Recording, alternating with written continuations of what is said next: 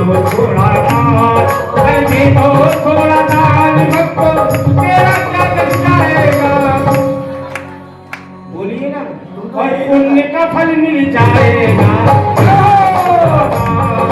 दे दो थोड़ा दान, अब तो तेरा क्या घट जाएगा। दे दो थोड़ा दान।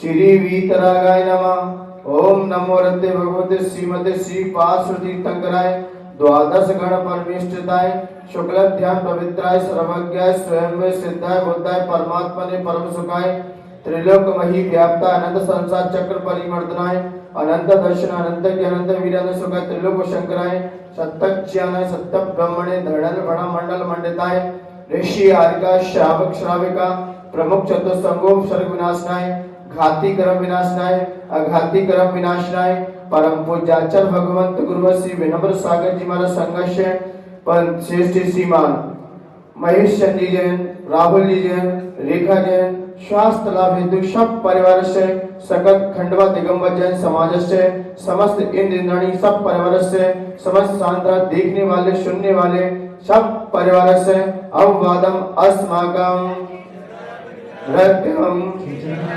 अधिगमं रतिगमं क्रोधं पापं वैरं च सर्वोपसर्गं सर्वविघ्नं सर्वभयं सर्वराजभयं सर्वचोरभयं सर्वदुष्टभयं सर्वमृगभयं सर्वमात्मचक्रभयं सर्वपरमन्त्रं सर्वशूलरोगं सर्वक्षयरोगं सर्वकुष्ठरोगं सर्वक्रूररोगं सर्वनरमारीं सर्वगजमारीं सर्वाश्वमारीं सर्वगोमारीं सर्वमहिषमारीं सर्वलक्ष्यमारीं सर्वपत्रमारीं सर्वपुष्पमारीं सर्वफलमारीं सर्वराष्ट्रमारीं सर्वदेशमारीं सर्ववेशमारीं सर्ववेतालसाग्निवयं सर्ववेदनीयं सर्वमोहिनीयं सर्वकर्माष्टकं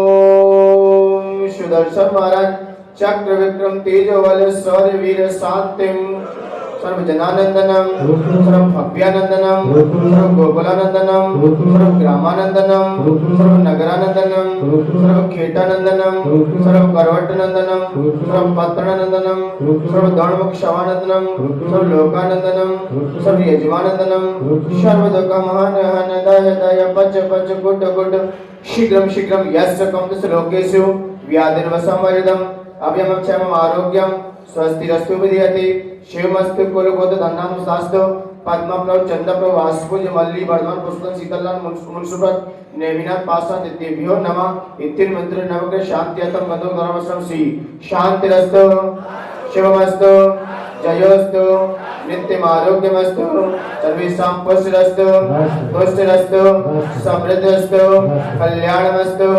सुखमस्तु अभिवृद्धिरस्तु कुलगोत्र धनानां दास्तु श्री क्षत्रबल आयु आरोग्य ऐश्वर्य अभिवृद्धिरस्तु ओम ह्रीं नमो नमः संपूर्ण कल्याण मंगल रूप मोक्ष पुरुषार्थ भवतु ओम नमो भय पदवट्टमान शरीर सहस्र चक्रम मिलंतम गच्छै आयाशम पायान लोयाणम भूयाणम जयवा भवादेवा थम्मणि वरणगिनि वरागिनि मोहिनवा सब जीव सतरम अपराजित भगवद्मे रक रक स्वाहा ओम ह्रीं मरम झ वं वह पा अह मम सर्व मृत्युंजय कुरु कुरु स्वाहा ओम ह्रीं मरम झ वं वह पा अह मम सर्व मृत्युंजय कुरु कुरु स्वाहा ओम ह्रीं मरम झ वं वह पा अह मम सर्व मृत्युंजय कुरु कुरु स्वाहा ओम नमो रते भगवते श्रीमते दक्षिणा शेष दोष कलमसाय दिव्य तेज मूर्ति श्री शांतिनाथ आय, शांति कराए, सर्व विघ्न विनाशनाय, सर्व रोगा मृत्यु विनाशनाय, सर्व परिकृत क्षुद्रोपद्रव विनाशनाय, सर्व क्षाम डामर विनाशनाय। ओम ह्रां ह्रीं ह्रूं ह्रं ह्रा अस्या उत्साह नमः सर्वदेशस्य चतुर्विध संघस्य तथा विश्वस्य तथा परम पूज्य आचार्य भगवंत गुरु श्री विनम्र सागर जीवन संघस्य श्रेष्ठ श्रीमान महेश चंद्र जन, राहुल कुमार जन, रेखा जन, समस्त परिवार समस्त स्वास्थ्य लाभ हेतु समस्त खंडवत दिगंबर जैन समाजस्य समस्त इंद्रदानी सब परिवार से समस्त आंध्र देखने वाले सुनने वाले सब परिवार से सर्व शांतिम गुरु गुरु तुष्टिम गुरु गुरु पुष्टिम गुरु गुरु वसत संपूजिकानां प्रतिमालिकानां यतीन्द्र शामन तपोधनानां ईशस्यासस्य पुरस्य राजा करोतु शांति भगवन्ति मेना, करोतु शांति भगवन्ति मेना, करोतु शांति भगवन्ति मेना। जबले शांतिनाथ भगवान की जय, जबले चिंतामणि पासनाथ भगवान की जय, जबले आचार्य भगवंत गुरु श्री विनम्र सागर जी गुरुदेव की जय। भाव देवा शिवाय सती दिलोक वितते कचिदो कमाय, सती काल सकलाय कवितकाय, दुर्गा शिशुति मति गम्यथा अभिलावती देव अतिगलत वलकी भयो जमानो पुण्यं समं समामे गमनान्।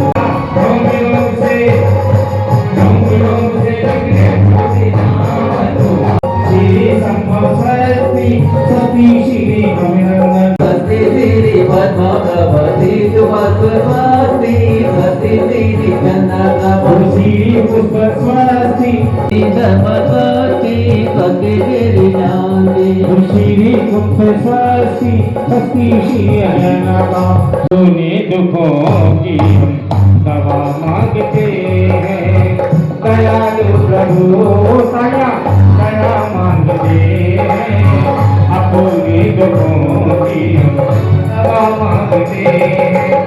उन्हें क्या प्रकंपक मुझे के दिलोना ये जो मनो पूर्वाम जगत नित्यम पति क्रिया तो परमतयो सकामे रूपी देवकी के देशम प्रकाश रखो से बसत्य नमस्कार तथा परिवार मोनम प्रधान पति क्रिया तो परमतयो ओम दीपम च सप्तम च तथा बहुते गुणम तमो गुणवराग हस्ता ब्रह्मा परम गुणम च पति क्रिया तो परमतयो आमन च सर्वोच्च तत्सदासी संनिपात से संनिपात अनिल वेदन माला तके पति क्रिया तो परमतयो ओ जीव प्राणो में परम भगवानो आसो परम जीवोगा सरस्वती आसो परम जीवोगा।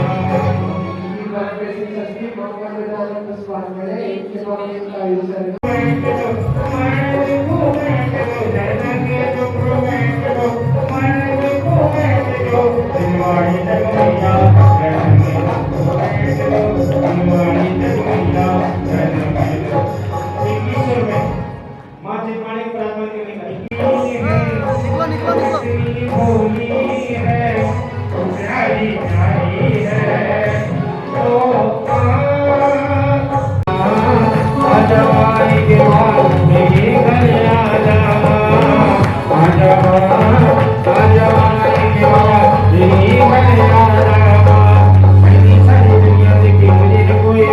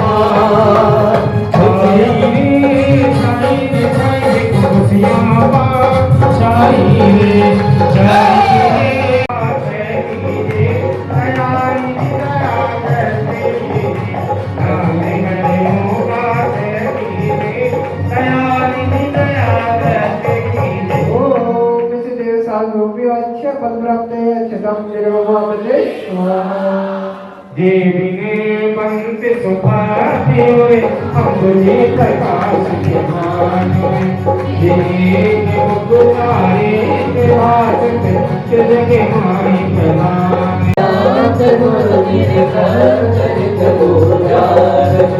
हरिवीर भाति परिपति दोनों परम पदे देव शास्त्र गुरु की देव शास्त्र मधि कंदल विदाको चुदाव रमाने दुर्सती भया रखता सुना सति को बड़े समाने उत्तम जहोरत योग मित नैवेद करिकत मैं बनु अरिहंत सुजगे दांत गुरु निर्घात नित पूजा ज्ञान दीप प्रकाश ज्योति प्रभावती ये बात गीत प्रजाल कंचन गीत भाजन में गजु अरिहंत सुजगे दांत गुरु निर्घात नित जासो बोलो परम पदे देव शास्त्र गुरु दीन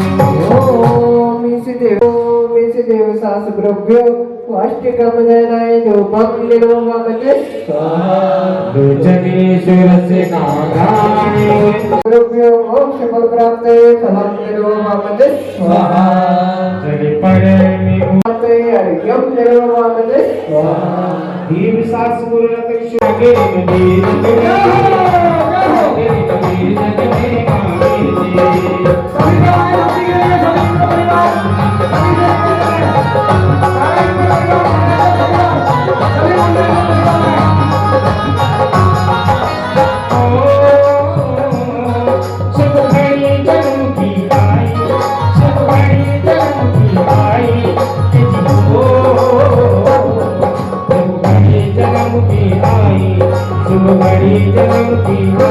स्वर्ग से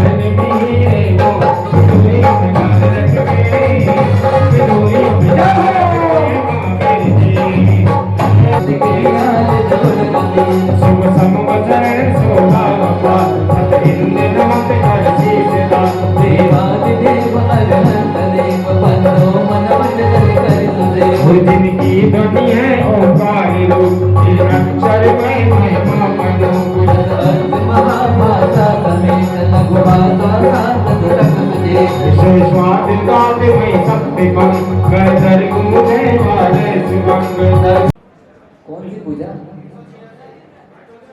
300 24 का अर्घ देंगे।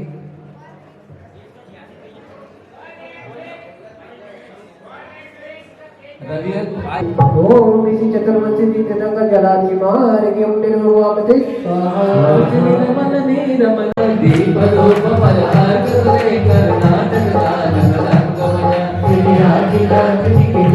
लोक सवारी तुम डिगधारी आनंदकारी जग प्यारी तुम हो नारी करुणाधारी याते हारी शरणारी शांति जिने सब इंद्राय कलियुग प्राप्ते यज्ञं निरोवामि स्वाहा मंगलगंध आदि मिलाए आठों गर्भ अग्र सजो बरो पूजो चरण रज भक्ति जुट जाते जगत साधन शिव सात करत सनात सोप्रत नाथ मुनि गुण मान है कर चरण आन प्राप्ते यज्ञं निरोवामि उपासना भगवान की जय बोली बिहार वाली बाबा की जय ओम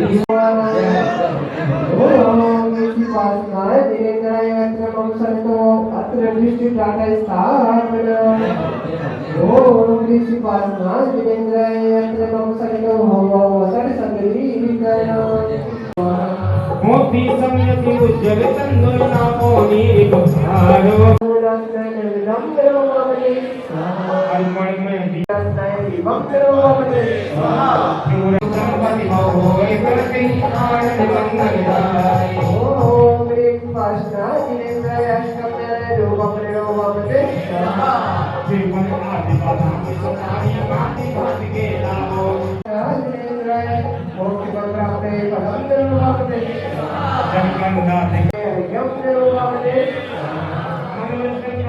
अतुल पाय बाजति बजन्य कीना विशाल गावति नाथ तेरा नाम संसार में हमको बुला लो बाबा अपनी दरबार में हमको बुला लो बाबा अपने दरबार में हमको बुला लो बाबा अपने दरबार में गुरु तेरा सारे सरदार में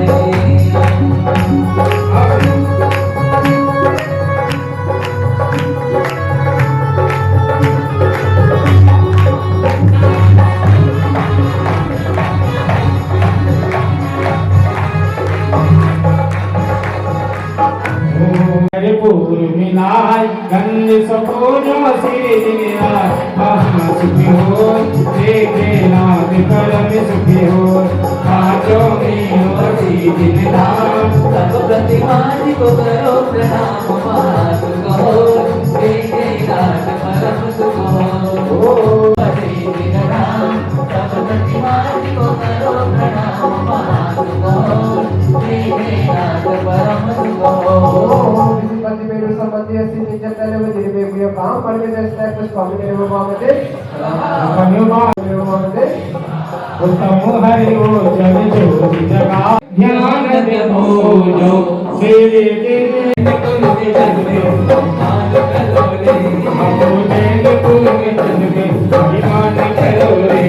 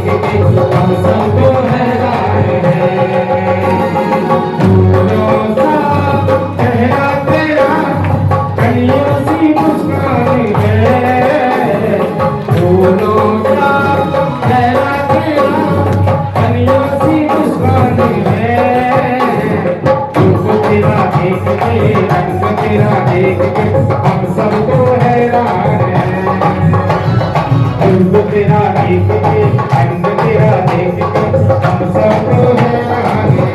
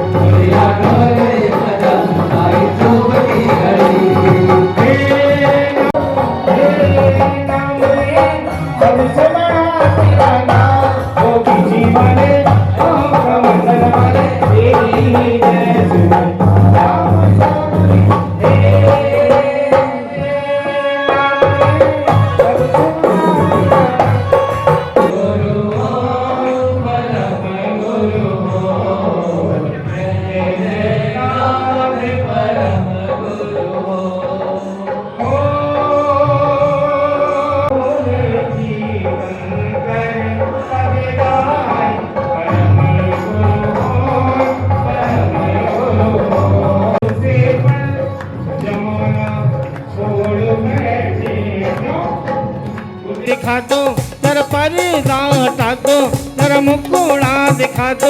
हम दर्शन करने वाले हैं, कोई कह रे अरे हम सावक भोले वाले, कोई कह रे नहीं। जरा पर्दा उठा दो, जरा मुकुड़ा दिखा दो, हम दर्शन करने वाले, कोई कह रे नहीं। अरे हम सावक भोले वाले, यहाँ पर मंगल दीप जले, ओ मंगल दीप जले, धरा पर मंगल दीप जले। दीप जले, दीप जले, दीप जले, दीप जले। चलिए बंधुओं, पुण्यार्चक परिवार से निवेदन कि मेरे भाग्य खुल गए, प्रभु से छुए चरण, कि मेरे भाग्य खुल गए। ऐसा हुआ असर, ऐसा हुआ असर, ऐसा हुआ असर, कि मेरे भाग्य खुल गए। जब उसे छुए चरण, कि मेरे भाग्य खुल गए। जब उसे छुए चरण, कि मेरे भाग्य खुल गए। जब उसे छुए चरण, कि मेरे भाग्य खुल गए। करूं मैं तेरे मैया, मुझको अपना रूप लखा जा, ओ मुझको अपना दर्श दिखा जा। क्या हो आगे भी जाते हुए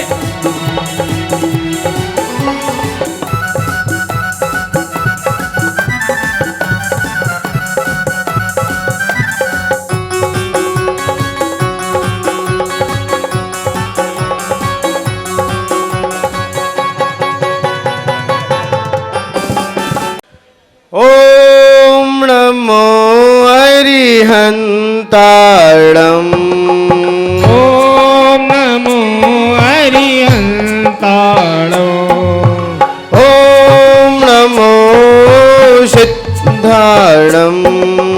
ओम नमो सिद्धाणो। ओम नमो आयर्याणं। ओम नमो आर्याणं। ओम नमो वज्रायणं। ओम नमो उवझायणं। ओम नमो लोहिषवशाहुणं। ओम नमो लोहि सबसाहुणं। ओम नमो लोहिषवशाहुणं। ओम नमो लोहि सबसाहुणं। आपने आपको आप में वर लिया। आपने आपको आप में वर लिया। चेतना को स्वयं में प्रखर कर लिया। चेतना को स्वयं मैं प्रखर कर लिया। वीतरागी प्रभु हे महावीर जिन। वीतरागी प्रभु हे महावीर जिन। आदिनाथ प्रभु तुम हो तारण तरण। आदिनाथ प्रभु तुम हो तारण तरण। आपके दोई चरण में विनम्र नमन। आपके दुई चरण में प्रणम नमन। त्याग के रूप तुम धर्म के रूप तुम। त्याग के हो प्रथम धर्म के हो प्रथम। ज्ञान के रूप तुम ध्यान के रूप तुम। ज्ञान के हो प्रथम ध्यान के हो प्रथम। हे विराग गुरु दो विरागी नयन। विरागी गुरु हो विरागी नयन। हे विनम्र गुरु दो मुझे अब शरण। हे विनम्र गुरु दो मुझे अब शरण। है न मंद शरण दो समाधि मरण। है न मन शरण हो समाधि मरण। आपके द्वै चरण में विनम्र नमन। आपके द्वै चरण में विनम्र नमन। आपके द्वै चरण में विनम्र नमन। त्याग के द्वै चरण में विनम्र नमन। जय बोलिए अनंतानंद सिद्ध परमेष्ठी भगवान की जय। प्रथम तीर्थंकर श्री ऋषभनाथ भगवान की जय। देवाई देवी कजड़ चिंतामणि पार्श्वनाथ भगवान की जय। देवाई देवी कजड़ शांतिनाथ भगवान की जय। धर्म तीर्थ शासन नायक अंतिम तीर्थंकर भगवान महावीर स्वामी की जय। आचार्य भगवंत गुरुवर श्री विराट सागर जी गुरुदेव की जय। उच्चारणाचार्य 108 श्री विनम्र सागर जी गुरुदेव की जय। उत्तम क्षमा धर्म की। बोलिए परम पूज्य मुनि श्री विनत सागर जी महाराज की जयकारा गुरुदेव का।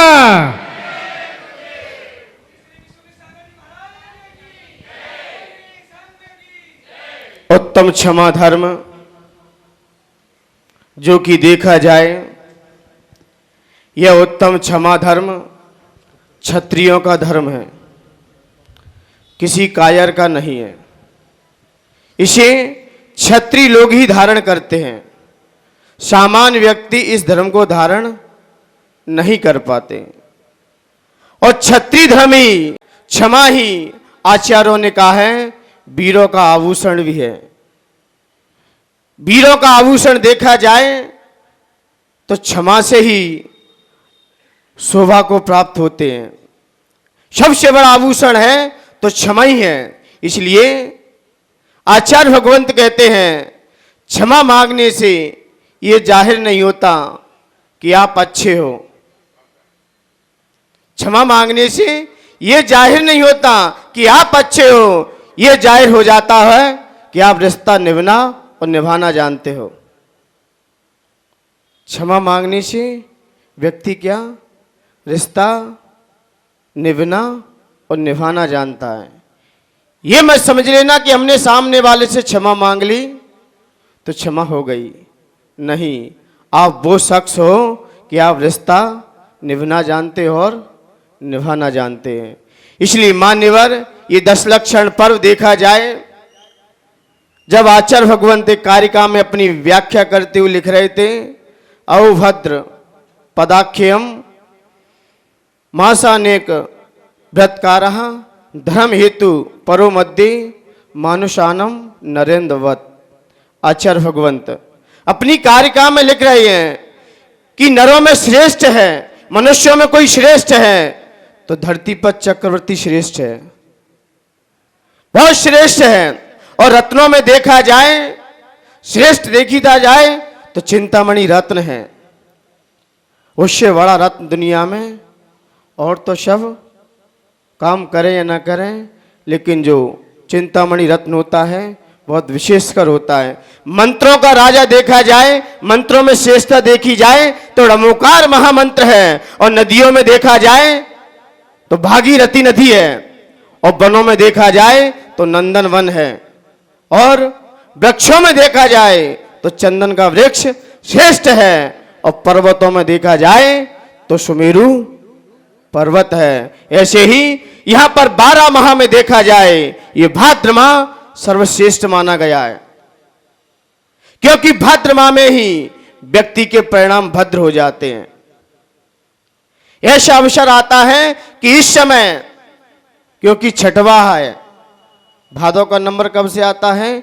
चैत वैशाख ज्येष्ठ आषाढ़ सावन, भादो 6वें नंबर पे है। और बीच का व्यक्ति वैसे ही मजबूत रहता है अपने आप में।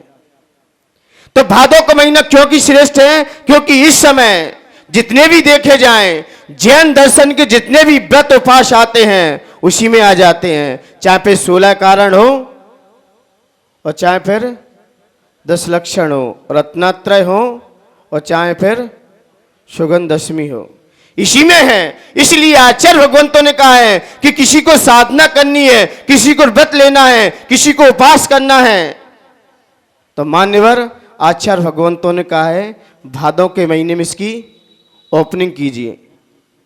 कोई भी व्रत करना है आपको भादों के महीने से, सावन भादों ये बहुत विशेषकर अपने बीच ये 2 माह बहुत श्रेष्ठ माने गए हैं। यदि मुझे लगता है एक में से एक चला जाए तो कुछ नहीं बचेगा दाम्पत्य जीवन में। एक में से एक चला गया तो क्या बचा? कुछ नहीं। और 12 माह में से 4 माह निकाल दिए जाएं तो मुझे लगता है कुछ नहीं बचेगा संतों की अपेक्षा से, क्योंकि संतों के 4 माह वर्षावास के आते हैं, वर्षा काल के आते हैं, क्योंकि उसमें ही वो अपनी पूर्ण रूप से साधना कर पाते हैं। क्योंकि सर्दी गर्मियों में तो विहार, लेकिन इस समय 4 मिल जाते हैं तो अपनी साधना करो। ऐसे ही आचार्य भगवंत कहते हैं यदि आपके 2 माह निकाल दिए जाएं, कौन से? सावन के और भादों के, तो आपके जीवन में अभी कुछ नहीं बचेगा, क्योंकि ये बहुत विशेष कर माने गए हैं। क्योंकि इस समय जीव के हर मनुष्य के अंदर भद्र परिणाम होंगे, चाहे किसी भी संप्रदाय से हो, चाहे हिंदू संप्रदाय से हो और चाहे किसी भी संप्रदाय से हो। इस समय जीव नियम संयम व्रत से रहता है, क्योंकि इस समय देखने में आता है अधिकांशता सावन का महीना कोई कितना ही बड़ा पापी होगा तब भी कम से कम पाप करने का ही कार्य करेगा। और अपने यहाँ जो पर्यूषण पर्व है, इसलिए पर्यूषण पर्व का मतलब ही है कि चारों ओर से क्या है? ऊर्जा फैल रही है, चारों तरफ से ऊर्जा है। परि का मतलब होता है परि धातु का चारों ओर क्या है, और उस मूल धातु है और यू प्रत्यय लगाए पीछे, यू का अन आदेश हो जाता है, इसलिए पूरा शब्द क्या बन जाता है? पर्यूषण। चारों तरफ से जो नियम संयम की ऊर्जा जो फैली हुई है, अब उसे कलेक्ट कैसे किया जाए, उसे अपने पास कैसे रखा जाए? तो आचार्य भगवंत कहते हैं कि आपको भी पहले अपने परिणामों को विशुद्ध बनाना पड़ेगा।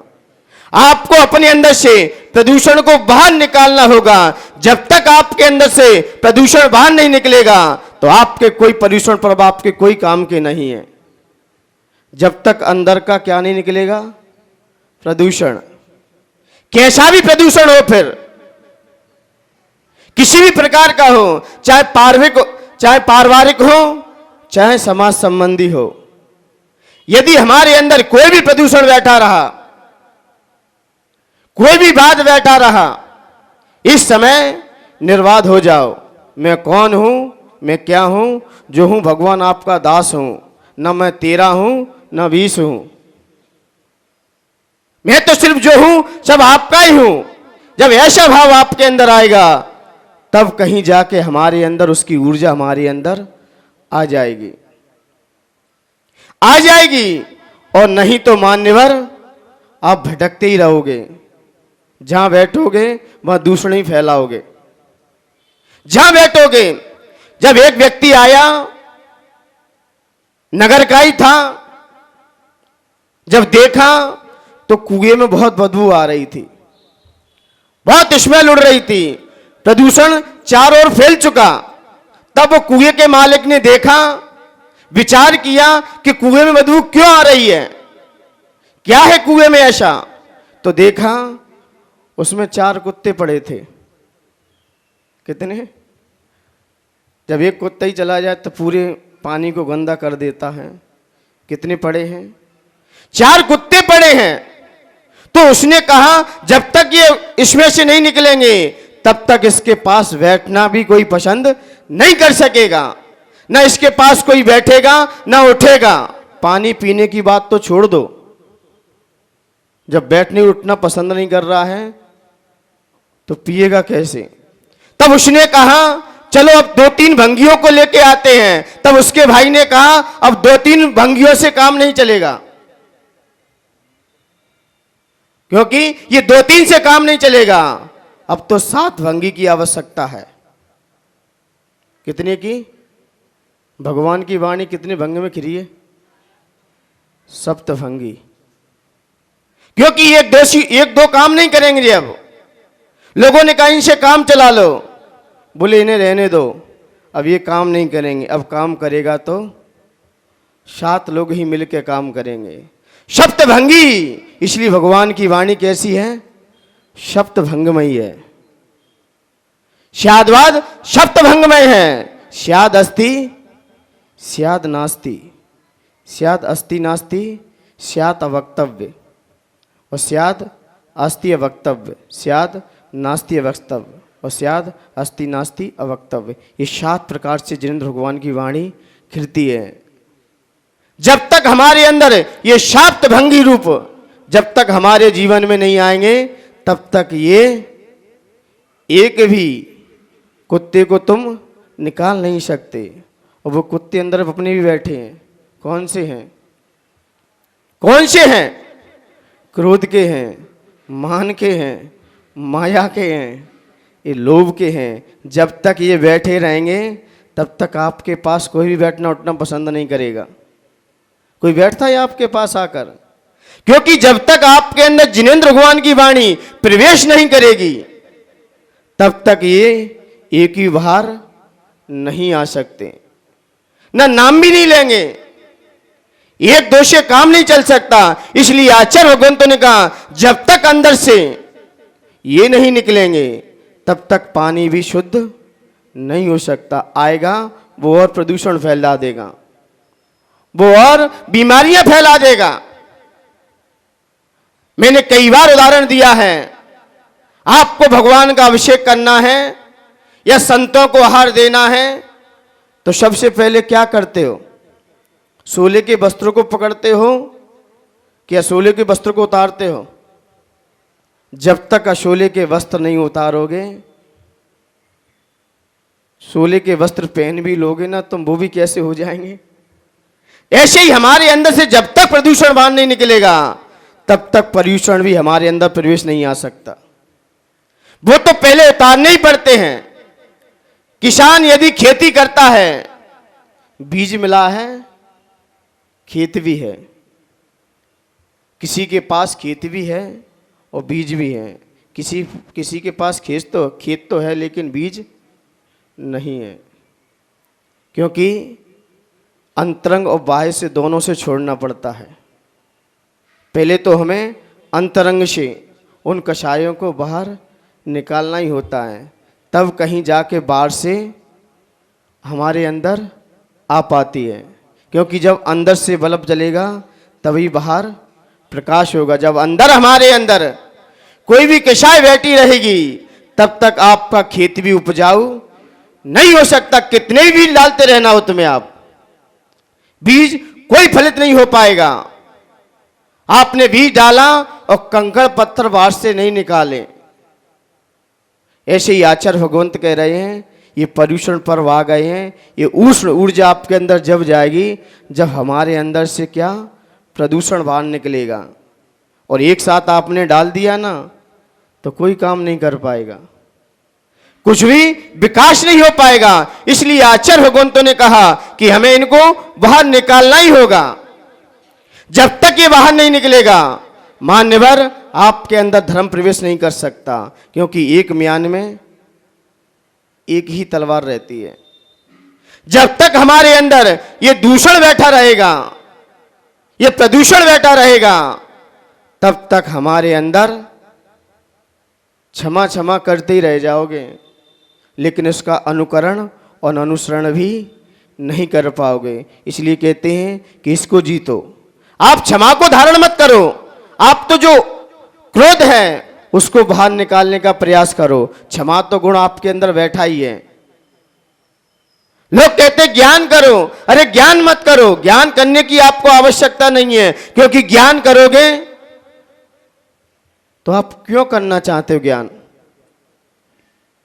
ज्ञान से ही ये जीव मुक्त होता है। मान्यवर, ज्ञान से जीव मुक्त नहीं होता। ज्ञान से तो पता चलता है जीव मुक्त है, ज्ञान से जीव को मुक्ति नहीं मिलती। ज्ञान तो जीव का गुण है और उससे ही तुमने मुक्त करा दिया। ज्ञान से जीव को यह पता चल जाता है कि जीव मुक्त है। ऐसे ही क्षमा तो हमारे अंदर गुण है, उससे मुक्ति नहीं मिलती। इसलिए मान्यवर, यहां पर अपने अंदर जो प्रदूषण है, जब तक ये बाहर नहीं आएगा तब तक हम अपने मंजिल को ही प्राप्त नहीं कर सकते। कितने भी प्रदूषण पर्व हमारे बीच आ जाएं, जब तक हमारे अंदर किसी के प्रति कैसी भावना बैठी होगी तो हम अपने लक्ष्य को प्राप्त भी नहीं कर सकते। क्रोध का परिवार होता है एक, अपेक्षा उपेक्षा उसके माता पिता हैं। क्रोध अपना परिवार लेके आता है, अकेला नहीं आएगा कभी, पूरा परिवार चलता है उसका। क्या क्या है? माता पिता, अपेक्षा और उपेक्षा, ये क्या है? ये माता पिता, यहीं से इसका जन्म होता है। और भाई इसका ईर्ष्या है। ईर्ष्या क्या है? इसका भाई है, वो समर्थन करेगा कि हाँ मैं साथ हूं आपके। आप ईर्ष्या करोगे, अपने आप सामने वाला आपका समर्थन कर देगा। करो, अच्छी बात है। तो जिससे हमारा क्रोध बाहुबल मिल गया मुझे। और जलन, इसकी बहन है। इसकी बहन क्या है? जलन। जलने से पहले जलना छोड़ दो। आप भगवान बनना चाहते हो तो जलने से पहले दूसरों पर जलना छोड़ दो। देख दूसरों की वर्ती को, कभी ना ईर्ष्या भाव रखो। ये रखा तो जन्म हो गया। ये उसका पूरा परिवार है और साथ में आता है, आके अपना राग रंग चाहता है। जब गुरु महाराज अपने प्रवचन दे रहे थे तो किसी शिष्य ने प्रश्न किया कि आप तो इतना संबोधन कीजिए, इतना बताइए कि इसमें सबसे ज्यादा सुखी कौन है, कौन सुखी दिखाई दे रहा है? तो गुरु महाराज ने कहा, वो पीछे बंटी भैया बैठे ना, वो बहुत सुखी हैं। किसी अपेक्षा से कह दिया, बोले बहुत सुखी है वो। बोले राजा इसलिए दुखी है क्योंकि राजा को अभी राज्यभार संभालना है और उसके पुत्र नहीं हो रहा है, उसकी अपेक्षाएं लगाए बैठा है, बहुत अपेक्षाएं कर बैठा है। तो राजा भी ज्यादा सुखी नहीं दिखाई दे रहा है। मंत्री भी है, मंत्री सोच रहा है कि मेरा परिवार कुशलता से कैसे चले, कैसे उठे, कैसे बने, वो उसकी उधेड़ में लगा हुआ है। तो ये भी मुझे सुखी नहीं दिखाई दे रहा है। बोले नगर सेठ आते हैं मेरे पास, दर्शन करते हैं, लेकिन उनकी यही भावना रहती है कि मैं नगर का प्रथम सेठ बना रहूं। उनकी क्या अपेक्षा है? मैं नगर का क्या प्रथम सेठ बना रहूं। बोले वो व्यक्ति सुखी क्यों है जो पीछे बैठा है? बोले जब भी आता है और मुझसे बोलता है, गुरुदेव इतना आशीर्वाद दो कि मेरी सारी इच्छाएं, सारी अपेक्षाएं समाप्त हो जाएं, ऐसा मुझे आशीर्वाद दो। जब ऐसी हमारे अंदर भावना होगी, मान्यवर, संसार में वही सुखी है, वही सुखी दिखाई देता है जो अपेक्षाएं खत्म कर दे, अपेक्षाओं को हटा दे। तब उसी शख्स ने फिर प्रश्न किया कि गुरुवर मैं कैसे मान सकता हूं कि आपने अपनी अपेक्षाओं को हटा दिया है? क्या आप सुखी हो क्या? किसने पूछा? उसी शिष्य ने क्या प्रश्न कर दिया? गुरु महाराज आप बहुत सुखी हो क्या? बोले हाँ, मैं तो हमेशा खुश रहता हूं। बोले प्रमाण? बोले मैं तो खुश हुई हमेशा। बोले क्यों? हर पल मैं खुश रहता हूं। नीर नहीं है तो क्षीर पीकर ही, वो क्षीर नहीं है तो नीर पीकर ही खुश हूं।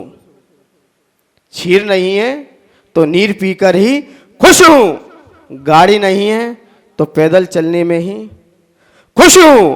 आज मेरे साथ कोई नहीं है, मैं अकेला हूं तब भी क्या हूं? खुश हूं। कोई मुझसे नाराज हो गया है, उसकी अदा में खुश हूं। कोई मुझसे नाराज हो गया है, उसकी अदा में खुश हूं। और कल जो बीत चुका है, उसकी मीठी याद में खुश हूं। और कल अभी आया नहीं है, उसके इंतजार में खुश हूं। अंतिम पंक्तियां आपको दे रहा हूं, जवाब दे देना।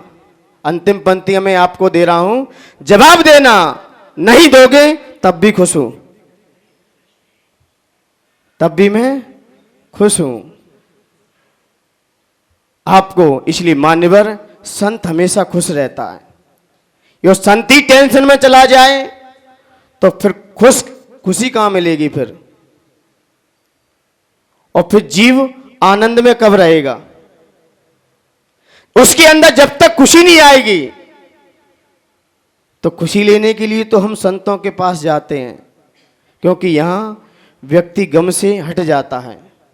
ये सारा संसार गम में ही डूबा हुआ है, लेकिन संत हैं जो उससे उठ गए हैं।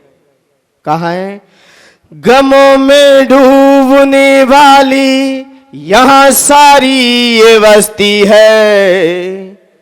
गमों में डूबने वाली यहां सारी ये बस्ती है। गमों से जो उठा ऊपर यारो कोई वो हस्ती है। गमों से जो उठा ऊपर यारो कोई वो हस्ती है। खुशी को देखना हो तो दिगंबर संत को देखो। खुशी को देखना हो तो दिगंबर संत को देखो। यहाँ कोई न गम नजर आता, यहाँ मस्ती ही मस्ती है। हमेशा अपनी मस्ती में रहता है, गम को भूल जाता है, सारी अपेक्षाओं को छोड़ देता है। इसलिए मान्यवर हमारे इस क्रोध को पैदा करने वाला है तो हमारी अपेक्षाएं हैं।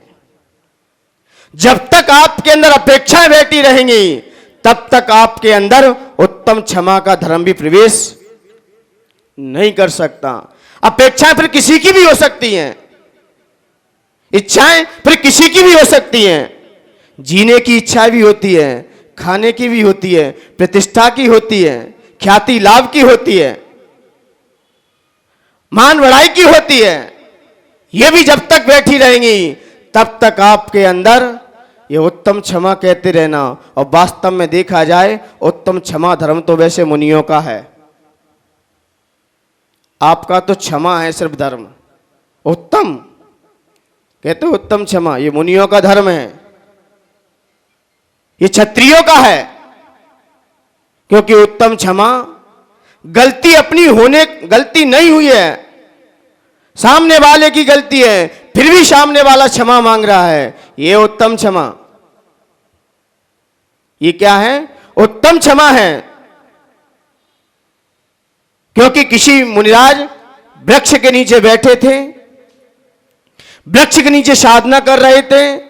एक शरारती व्यक्ति आया, उसने वृक्ष पर पत्थर मारा, और पत्थर मारते ही उस वृक्ष ने तो उसको फल दे दिया। फल जैसे ही मिला, और वो पत्थर मुनिराज के किस पे लगा? सर पे लगा। तो वो व्यक्ति क्षमा मांग रहा है कि भगवान मुझे क्षमा कीजिए, मेरे से बहुत बड़ी गलती हो गई, बहुत बड़ी भूल हो गई, मैंने आपको देख नहीं पाया। तो मुनिराज ने अपनी उन आंखों को नम्रता करते हुए कहा, बेटा इसमें आपकी कोई गलती नहीं है। बोले फिर आप इतने करुणा भरे शब्द क्यों कह रहे हो? तब संत ने कहा, मैं इसलिए कह रहा हूं कि वृक्ष ने तो आपको फल दिया, और मैं इसलिए अफसोस कर रहा हूं अपने आप पर कि मैंने आपको कुछ नहीं दे पाया। इसलिए मैं आपको क्या देता हूं? उत्तम क्षमा देता हूं। गलती किसकी है? और यहां गलती भी ना हो तो फिर वहां तो पत्थर लगा है, और यहां कोई शब्द कहता है तो फिर कहते हम उत्तम क्षमा। अरे मैंने पहले ही कह दिया, क्षमा क्षत्रियों का धर्म है। इसलिए मान्यवर यहां पर आचार्य भगवंत ने बस आप लोगों को, यदि आप अपने गृहस्थ आश्रम में जी रहे हो तो कुछ लोगों पर भूल के क्रोध मत करना, भूल के भी, क्योंकि क्रोध हमारे हृदय को जला के रख देता है। क्रोध हृदय में लाओगे जीते जी जल जाओगे, क्रोध हृदय में लाओगे जीते जी जल जाओगे, क्रोध हृदय में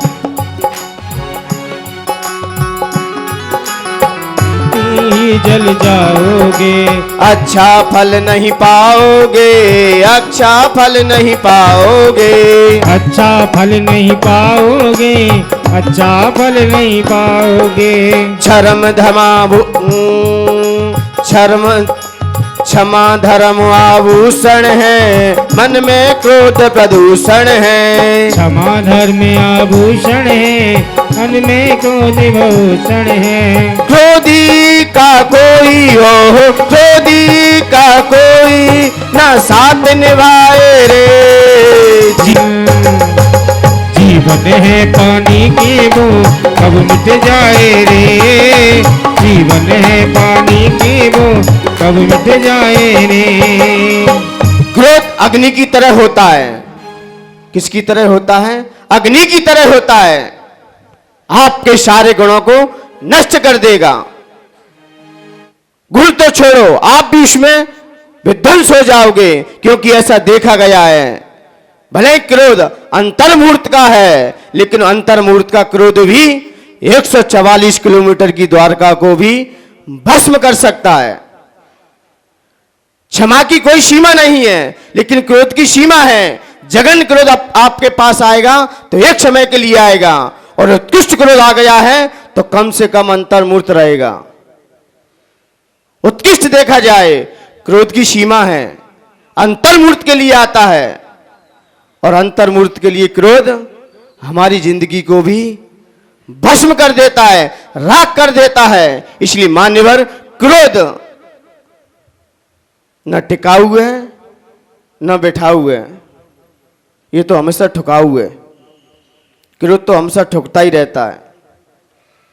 क्रोध हम हमेशा ठुकेगा, जिस पे करोगे वो तुम्हें ठोकता ही रहेगा। और क्रोध आता किस पे है? कमजोर लोगों पे। क्रोध ताकतवर पे नहीं आएगा कभी। किस पे आएगा? कमजोर पे आएगा। इससे पता चलता है क्रोध खुद ही कमजोर है, और कमजोर लोग ही करते हैं। क्रोध कौन करते हैं? कमजोर लोग ही करते हैं, और कमजोर लोगों पर ही करते हैं। बड़े लोगों पे क्रोध करके देखना। नौ अपने आप को बड़ा समझता था, 9 को क्रोध आया, उसने 8 को ठोक दिया। 8 को क्रोध आया, उसने 7 को निपटा दिया। और 7 को क्रोध आया, 6 को ठोक दिया उसने। 6 ने 5 को ठोका, और 5 ने 4 को ठोका, और 4 ने किसको ठोका? 3 को, और 3 ने 2 को, और 2 ने 1 को। जैसे ही ठोकने वाला था, उसने भाई 0 को संपर्क कर लिया, 0 को अपने पास बैठा लिया। जैसे ही संगठन आ गया, जैसे ही हमारे पास संगठन आ गया, 9 तो हाथ जोड़ने लगा। अब 9 क्या करने लगा? हाथ जोड़ने लगा। इसलिए मान्यवर, जब तक संगठन रहता है, जब तक हमारे परिवार में संगठन है, तब तक हमारे उस परिवार पर कोई आंख नहीं उठा सकता।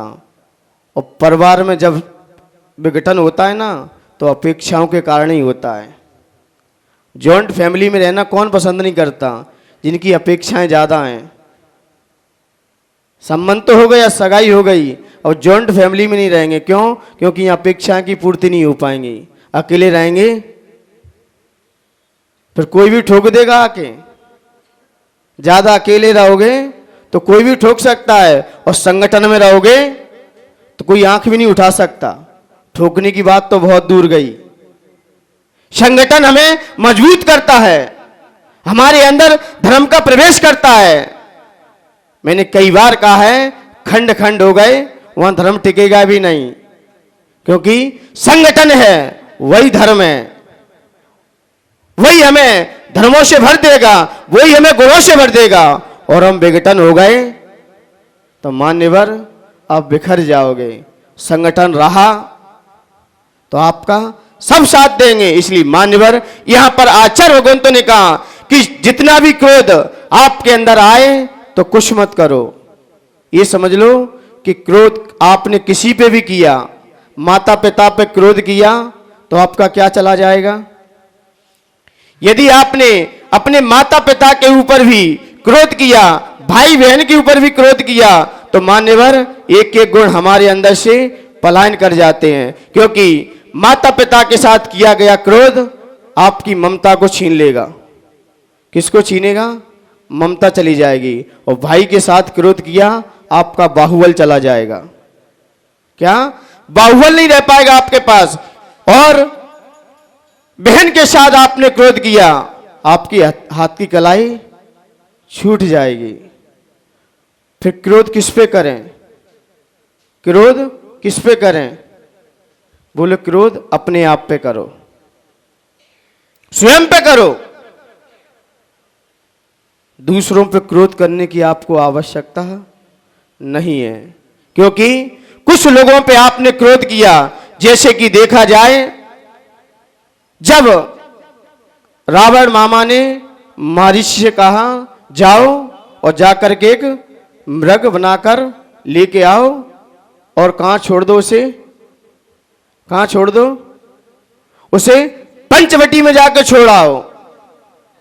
पंचवटी में जैसे छोड़ के आओगे और आपको मारने के लिए कोई आए तो श्री लक्ष्मण का नाम ले लेना। लक्ष्मण लक्ष्मण चिल्लाने लगना, हे लक्ष्मण। तो मारीच ने क्या कहा? मैं ऐसा कार्य नहीं करूंगा। तो रावण ने कहा ऐसा कार्य नहीं किया तो मैं आपको संसार से ही विदा कर दूंगा। तब उसने कहा भगवान से तो मरना अच्छा है, लेकिन इनसे तो ना मरा जाए। तब उसने गाथा लिखी कि कुछ लोगों पे हमें भूल के क्रोध नहीं करना चाहिए। सामने शस्त्रधारी है उससे कभी क्रोध नहीं करना चाहिए। किससे? जो सामने शस्त्र को धारण किए हैं, अस्त्र को लिए हैं। क्योंकि ना जाने कब इसका माथा चटक जाए और कब मुझे चटका दे। तो कोई हथियार लिए हो अपने हाथ में, उससे हमें भूल के क्रोध नहीं करना चाहिए। जैसा कहे मान के अपना रास्ता निकाल के निकल जाना चाहिए। उससे क्रोध किया तो क्या होगा फिर? दूसरी बात, मर्मी से कभी क्रोध ना करें। जो आपके सारे मर्म को जानता है, सारे भेद को जानता है, उस पर कभी भूल के क्रोध मत करना। मर्मी है, आपके सारे भेद, आपकी नीति को जानता है, उस पर क्रोध किया तो आपको जिंदगी से हाथ धोने पड़ जाएंगे। किसने क्रोध किया? विभीषण पर क्रोध किसने किया? रावण ने क्रोध किया। वहां तक तो सहन किया, लेकिन क्रोध करने के बावजूद भी लात मार दी थी। क्या मार दी? लात मार दी। आप मुंह से फटकार रहे, डांट रहे, वो तो सहन करते रहे जब तक, लेकिन तुमने किसी पे लात मार दी तो क्रोध में आके लात तो मार दी है। जैसे किसने लात मारी थी? भृगु ने। किसने? भृगु ने किसके ऊपर लात मारी थी? विष्णु कुमार के ऊपर। तो विष्णु कुमार ने तो हाथ लिए और पैर को सहलाया, कहीं चोट तो नहीं आई। ये है धर्म। ये क्या है? धर्म है। लेकिन ऐसे लोगों पे हमें कभी क्रोध, जो मनमी है। दूसरा आता है प्रभु स्वामी पे कभी क्रोध नहीं करना चाहिए। जो स्वामी हैं, गुरु महाराज हैं, उन पर कभी क्रोध नहीं करना चाहिए। क्योंकि वो आपके इष्ट हैं, आपके देवता हैं।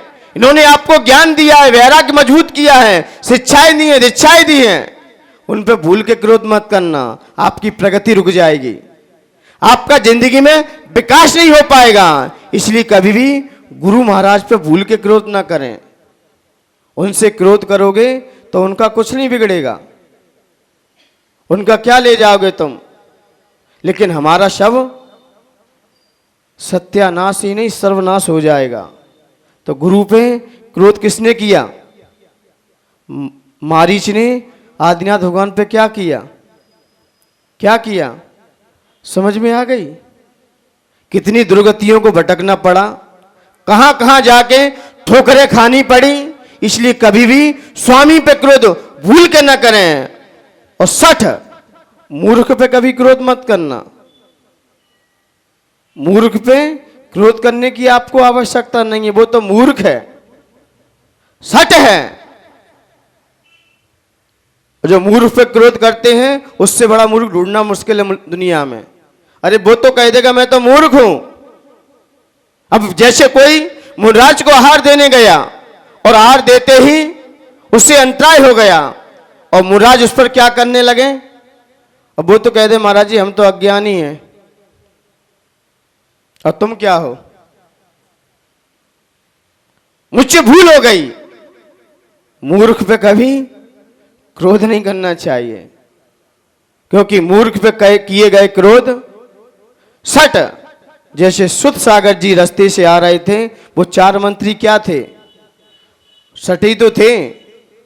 और 60 होने के कारण सुत सागर ने क्या कर लिया, उनसे शास्त्रार्थ कर लिया।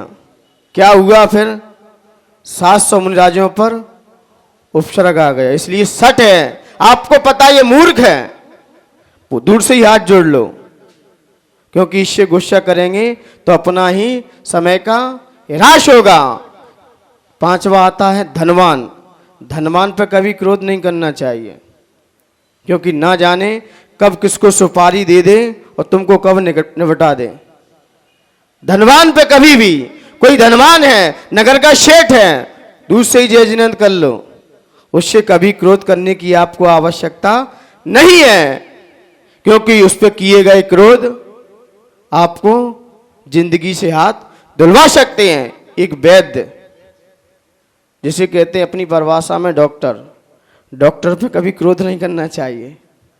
डॉक्टर साहब बैठे कि नहीं बैठे, भूल के भी क्रोध इन पे ना किया जाए, क्योंकि वैद्य हुए, डॉक्टर हुए, ना जाने आपने इन पर क्रोध किया और आपका कहीं स्वास्थ्य खराब हो गया आपका, तो भूल के भी हाथ जोड़ लो। इन पे कभी हमें क्रोध नहीं करना चाहिए, क्योंकि डॉक्टर और भगवान, डॉक्टर और गुरु, इनका एक संबंध जुड़ा हुआ रहता है। क्योंकि आपने डॉक्टर की बात नहीं, गुरु की बात नहीं मानी, तो वो तुम्हें कहां भेज देगा, डॉक्टर के पास भेजेगा। और डॉक्टर की बात नहीं मानी तो वो सीधा भगवान से कनेक्शन करवा देगा आपका। तो इसलिए इन दोनों से होते हाथ जोड़ते रहो, कभी इन पर हमें क्रोध भूल के नहीं करना चाहिए। तीसरा आता है बंद, यानी कि दूत। दूत होते ना, जो यहाँ की बात वहां करते, उन पे भूल के क्रोध मत करना, नहीं ना जाने तुमको कब क्या फंसा दें। राजा महाराजा के होते ना बीच में, यहाँ जाते थे वहां जाते, उन पे क्रोध करने की आवश्यकता नहीं है। उन्हें, उनसे तो बना के रखो, उनसे आपने बना के रखी, आपकी हर क्षेत्र में विजय होगी। और कहीं किया और फिर आते कभी, कभी पे भूल, कभी जो होते ना कविता गाते हैं, उन पे क्रोध मत करना, ना जाने सभा में कौन सी पंक्तियां बना दें और कब क्या गा दें। कहो तो वो तुम्हें कहां चढ़ा देते हैं और उतारते हैं तो इतना उतार देते हैं जिसकी कोई सीमा नहीं है। इसलिए कभी पे भी भूल के क्रोध नहीं करना चाहिए। और आता है रसोईया, जो रसोई को संभालता है उससे हाथ जोड़ो। जो आपकी रसोई देखता है उस पर भूल के क्रोध ना किया जाए। बावर्षी था, खीर गर्म होने के कारण, आकुलता में आने के कारण किसने खाई, वहां के राजा ने खा ली। और वो कोई राजा कोई नहीं था, सोम चक्रवर्ती थे। खाई खीर और रसोईया पे क्रोध किया, और क्रोध करने के कारण वो मरण होके क्या बन गया, व्यंतर बन गया।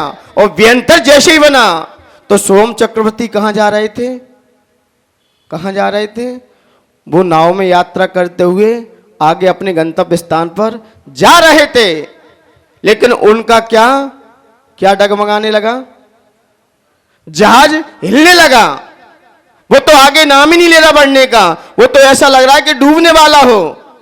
तो वही बावर्ची आया, उसने कहा कि जब तक आपका ऐसा ही विमान ऐसा ही हिलता रहेगा, आपका जहाज ऐसा ही हिलता रहेगा। बोले इसका कारण क्या है? बोले आप जो मंत्र पढ़ रहे हो ना, उसका ही वही कारण है। आप उस मंत्र को पढ़ना बंद कर दो और मंत्र का ध्यान करना बंद कर दो और इस मंत्र को इस पे लिख दो और इसे लांग जाओ, ये विमान भी आपका रुक जाएगा, सीधा अपना गंतव्य स्थान पर पहुंच जाएगा। लेकिन उस समय मरता क्या ना करता, णमोकार मंत्र का ध्यान छोड़ा और कहां लिख दिया। और जैसे ही लिखा वैसे ही फिर क्या हुआ, जहाज पूरा पलट गया।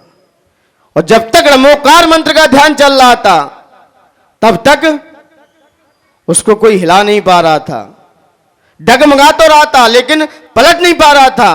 लेकिन जैसे ही णमोकार मंत्र पर अश्रद्धान हुआ और वैसे ही जहाज चला गया। ये वही था रसोईया, बावर्ची बना था वो रसोईया ही था। इसलिए रसोइये पे कभी भूल के हाथ जोड़ लो, आपका क्या है, वो अन्नदाता है, आपका पेट भरने वाला है। तो कभी भी जो आपकी किचन संभालता है दूर से ही जय जयंत कर लिया करो, उनसे कभी क्रोध ना किया जाए, ना जाने उनका दिमाग कब घूम जाए और कब क्या। इसलिए भूल के भी और गुणवान व्यक्ति के वास जो हमसे गुणों में श्रेष्ठ है उनसे कभी हमें क्रोध नहीं करना चाहिए। जो गुणवान है, ज्ञानवान है, प्रज्ञावान है, बुद्धिमान है, उन पर भूल के भी हमें क्रोध नहीं करना चाहिए। इन पर आपका किया गया क्रोध आपकी दुर्गति दिला सकता है, आपको जिंदगी से हाथ भी दिला सकता है। इसलिए मान्यवर हमें इन लोगों पर भूल के भी किया गया क्रोध आपको दुर्गति का पात्र है। और आज के पूजन में भी अपन पढ़ेंगे क्या, पीड़े दुष्ट अनेक वाद मार बहुविध करें। ये दुष्ट जीव अनेक प्रकार की हमारे अंदर क्या देंगे, पीड़ाएं देंगे, मारेंगे। लेकिन हमें क्या करना है, अपने विवेक को जगा के क्षमा को धारण करना है। कोप न कीजिए प्रीतमा, हे भगवान क्या कह रहे हैं यहां पर, हे प्रीतम आप क्रोध मत कीजिए। आपको लोग अनेक दुष्ट प्राणी आएंगे, आपको मारेंगे, बांधेंगे, लेकिन आप अपने क्षमा के विवेक को जागृत रखना। कभी कोप नहीं करना चाहिए, क्योंकि कोप आपको आगे चल के दुर्गति दिला सकता है। उत्तम क्षमा कहो रे भाई, आपने उत्तम क्षमा को धारण कर लिया, यह भव जस पर भव सुखदाई। आप इस जन्म में तो सुखी रहोगे ही, लेकिन आगे पर भव में भी आप क्या रहोगे, सुखी रहोगे, आप खुश रहोगे। क्योंकि जिन्होंने भी क्षमा को धारण किया है उनके जीवन को उठा के देखो, वो हमेशा खुशी नजर आते हैं। और जितने दुखी होते हैं वो क्रोधी वाले ही होते हैं, क्योंकि क्रोधी व्यक्ति कभी सुखी नहीं रह सकता, कभी भी सुखी नहीं रह सकता, वो हमेशा आपको दुखी नजर आएगा। दूसरों पे क्रोध करोगे, क्रोध किसके समान होता है, अग्नि के समान होता है। उसे पीटता कौन है, गरम लोहा होता है कि नहीं, गरम लोहा होने के कारण इसकी पिटाई कौन करता है, ठंडा लोहा। ठंडा लोहा अच्छे से ठोकता है फिर, और गरम तो हमेशा पिटता ही है। तो इसलिए मान्यवर उत्तम क्षमा आपको, ये क्षमा इस भव में भी और पर भव में भी क्या देगी, सुखदाई देगी। और गाली सुन मन खेद ना आनो, आप से किसी ने क्या कह दिया है, गाली दे दी है। आप जरा विचार कीजिए, आपसे किसी ने भला बुरा कहा, आपसे किसी ने भला बुरा कहा, कह दिया क्रोध के आवेश में आने के कारण, और आप उस पर क्रोध कर बैठे। उसकी भूल है कि आपकी भूल है, ये हमारी भूल है। क्यों, कोई आपको हम वस्तु दे रहे हैं, लो आप पेन लीजिए, आप कहेंगे मुझे नहीं चाहिए, तो ये पेन किसके पास रहा, पेन आपने नहीं लिया, वो पेन किसके पास रहा, मेरे पास ही रहा। सामने वाला आपको भरा भला कह रहा है, आप मान क्यों रहे हो? क्योंकि मैंने पहले ही कहा ना, सर्दी गर्मी और बेइज्जती जितनी महसूस करोगे उतनी लगेंगी। क्या? सर्दी गर्मी बेइज्जती जितनी महसूस करोगे उतनी लगेगी। आप महसूस कर क्यों रहे हो?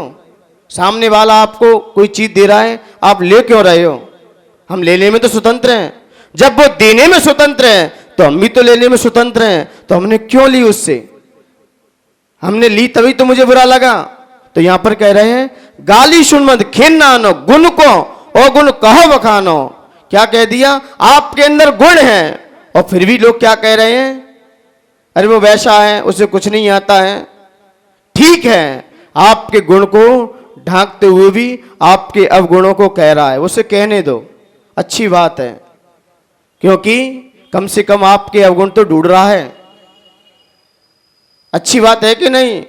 क्योंकि गलियों में एक दो सुअरों का रहना भी अच्छा है, ताकि गलियां साफ बनी रहें।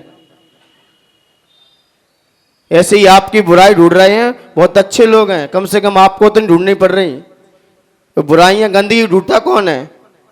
जो जमादार होते वही तो इनकी खोज करते हैं। जो आपके अंदर की बुराइयां देख रहा है, आपके अंदर अवगुण देख रहा है, आप मुझे हितैषी समझिए। कम से कम हमें तो नहीं ढूंढनी पड़ रही, हमारी मेहनत तो बच गई। सफाई कौन करता है? और किसकी सफाई होती है? बुरी चीज की। विचार कर लिया करो। इसलिए कोई आपकी कुछ कह रहा है तो समझ जाइए गली का क्या है। गुण को अगुण कहा बखानो। अब कह दिया, काहे कहिए अयानो, कहिए अयानो वस्तु छीने। आपको भरा बोला कह रहा, वस्तु भी छीन ली है और बांध मार बहुविध करे। आपको क्या कर दिया है? मार भी रहा है और आपको बांध दिया है, मार भी दिया है। घर ते निकार है, कितनी बड़ी बात कह दी। अब क्या कह दिया? घर से निकाल दिया है। तन विदार है और तन को भी छेद भेद कर दिए। बैर जो तहां ना धरे, वो बैर किसी से नहीं रखेगा। कहेगा घर से ही तो निकाला है, आत्मा तो मेरे पास है, तनी तो वेदन किया है, चेतना तो मेरे पास है। और फिर कहा, ते परम पूरव, ये मैंने क्या किया है? ते परम पूरव किए खोटे सह क्यों नहीं जियरा। अब चिंतन करो अपना, ये मेरे ही कर्मों का दोष है। वो क्या कर सकता है मेरा? कल पुष्प बरसेंगे। आज लोग कांटे फेंक रहे हैं, तो वक्त आएगा तो पुष्प भी बरसेंगे। पासनाथ पे हुआ ही क्या था? पहले क्या बरसे थे? पहले कांटे बरसे थे और फिर उसके बाद किसकी वर्षा हुई थी? देवों के द्वारा 18,000 पुष्पों की वर्षा हुई थी। तो मैंने कई बार कहा है कि पहले दुख मिले और बाद में सुख मिले, उसे अपना लेना चाहिए। पहले दुख मिले बाद में सुख मिले, उसे अपना लेना चाहिए। पहले सुख मिले बाद में दुख मिले, उसे दफना देना चाहिए। उसे दफना दो। पहले आपको सुख मिल रहा है, बाद में दुख मिलेगा। पहले आप दुखों का संघर्ष कर लो, बाद में क्या है? सुखी सुख रहेंगे। इसलिए मान्यवर, ये चिंतन जब तक हमारे अंदर ऐसा आएगा, ते परम पूरव किए खोटे सह क्यों नहीं जियरा। अति क्रोध अग्नि बुझाए प्राणी, शाम में जल लिए सियरा।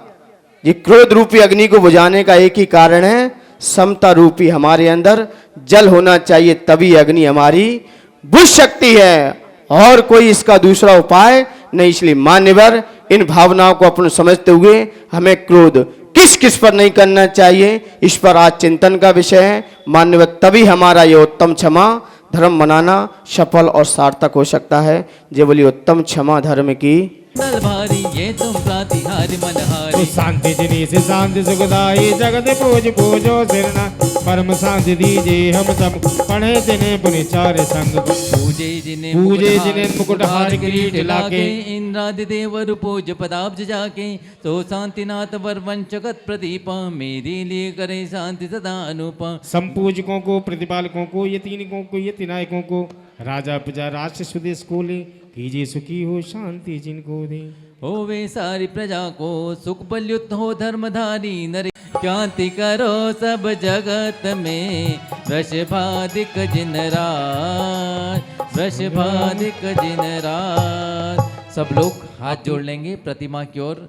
हमने पूजन किया, उसमें कुछ गलतियां हुई, उसके लिए क्षमा प्रार्थी होंगे। शांति भक्ति समाधि भक्ति करने के लिए शास्त्रों का हो पठन सुखदा, लाभ सत्संगति का, सत्व्रतों का, सुजस का के, दोसरा को सभी का। बोलो प्यारे बचन हित के, आपका रूप ध्याऊं, तोलों से हूँ चरण जिनके, मोक्ष जो लो न पाऊं। तो पद मेरे ही में, मम ही तेरे पुनीत चरणों में, तब लो लीन रहो प्रभु, जब लो न पाया मुक्ति पद मैंने। अक्षर पद मात्रा से दूषित जो कुछ कहा गया मुझसे, क्षमा करो क्षमा करो क्षमा करो क्षमा करो प्रभु। सो सब करना करी पुनः छुड़ाओ भव दुख से। हे जगबंद जिनीश्वर, पाऊं तब चरण शरण बलिहारी, मरण समाधि से दुर्लभ, कर्मों का क्षय सुबोध सुखकारी।